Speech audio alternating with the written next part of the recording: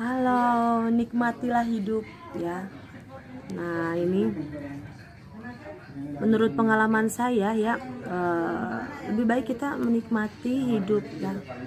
Misalkan berita politik bikin pusing, bikin stres, bikin marah, bikin pokoknya yang nggak masuk akal, yang dibikin kayak apa ya, kayak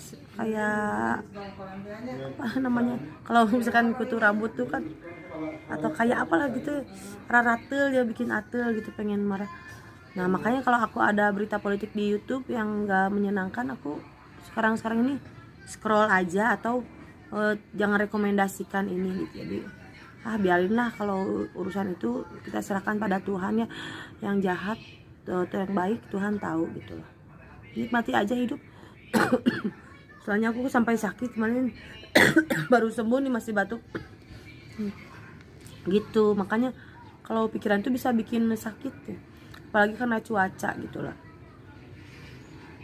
Nah jadi karena itu aku rekomendasikan semuanya untuk menikmati hidup dan menikmati pekerjaan kita gitu, dengan tulus melayani orang lain. Dan jangan pikirkan apa namanya, misalkan kayak aku nyanyi dapat berapa, yang penting kita udah dengan tulus hati gitu ya, bekerja gitu, membagi share kebahagiaan kita kepada orang lain, seperti itu. Nah terus soal cowok juga ya, antepin aja lah. Masalah apapun lah ya, kita bersyukur aja dengan yang masih ada, masih sehat. Kita kayak saya bersyukur mama saya itu masih sehat gitu loh, masih itu mah luar biasa ya, saya senang banget lah.